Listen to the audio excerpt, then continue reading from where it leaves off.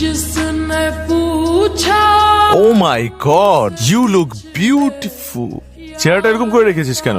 তুই কি কোনো কারণে আমার উপর রাগ করে আছিস? রাগ করবো কেন? জন্ম থেকেই আমার চেহারাটা এরকম, দেখলেই মনে হয় রাগ করে থাকি। দেখলে মনে হয় রাগ করে থাকি। আমি তোকে খুব ভালো করেই জানি, সমস্যা কি বল? সমস্যা কি তুই বুঝিস না? হুট করে আমাকে ফোন দিয়ে বললি বিয়েটা আমি করে ফেলছি, জুই শুনছো? কেন কেন তোর বিয়ে করতে হবে? তুই মাত্র 2 দিন হলো পড়াশোনা শেষ করেছিস, তুই একটা ভালো চাকরি করবি, তুই নিজের ক্যারিয়ার গড়বি, স্ট্যাবলিশ হবি, তা না বিয়ে করার জন্য পাগল হয়ে গেছে।